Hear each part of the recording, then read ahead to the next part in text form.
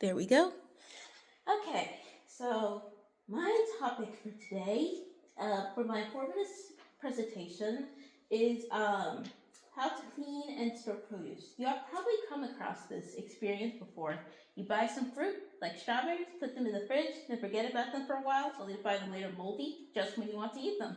Or maybe you buy some fresh vegetables, but forgot to wash it and get sick from the dirt left over. Fresh fruits and vegetables are one of the most perishable foods in the world. They only take a few days in the fridge before they rot. Likewise, it's important to always wash fresh vegetables and fruits before eating them, in case there may be leftover dirt on them. Dirt can have bacteria on it, so if you eat produce with dirt left on them, they can give you food poisoning and other complications. I have books on different types of fresh food and their distinct properties that I've read many times before. Plus, I was always taught to wash my fruits and vegetables before eating them.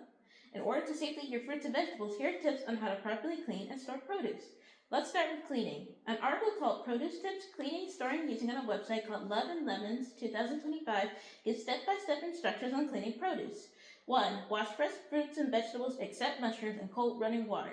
Certain produce requires certain cleaning procedures. Leafy greens need to be washed in a bowl to remove dirt and laid out to dry. Mushrooms need to be wiped with a damp cloth. Root vegetables need to either be scrubbed or rinsed and peeled in order to remove dirt. And fruits and vegetables must be washed right before using them, except for leafy greens.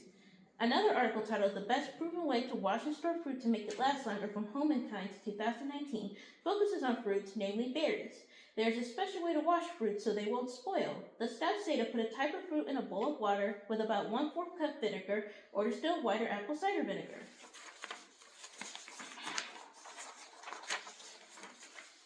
Put them in an airtight container like a glass jar. That is how you basically wash fruits and vegetables. Now on to storage. Another article called How to Clean and Store Produce by Sasha Marks on the website Serious Eats gives details on different ways of storing produce, mainly leafy greens, after washing them. The process for short-term storage and long-term storage is relatively the same. After you dry the vegetables, store them in boxes or Ziploc bags with paper towels dividing them. Remove any rubber bands on bunches because they can damage cell walls and accelerate rot. The type of storage depends on the type of produce. Delicate greens require delicate care when washing and can only last for a few days. When drying delicate greens, they must be dried like 90% to 95% of the way so they won't wilt so quickly. Delicate greens must be used first. Thicker and denser greens don't require as much delicate care and are able to last longer. Pickling, canning, and other types of preservation techniques are common types of storage that guarantee that fruits and vegetables last for longer periods of time.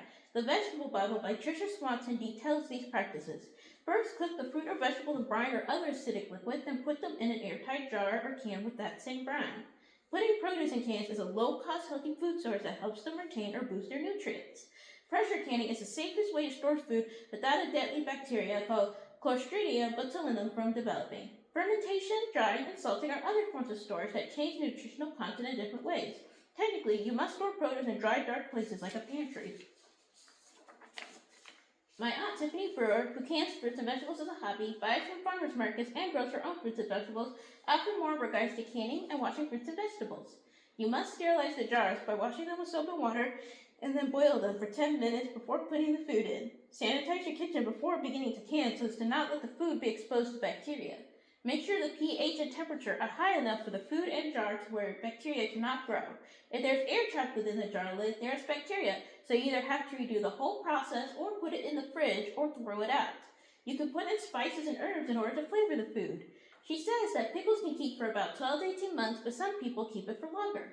Today we have learned tips on how to properly clean and store fruits and vegetables so that they don't spoil so easily. Although they require extra work to take care of and you can't just plop them in the fridge, it will be worth it to have safe, fresh, and tasty food to eat. You can even use preservation methods to store them longer and boost their flavor. All in a day's work to eat healthy. Alrighty. And that's my speech for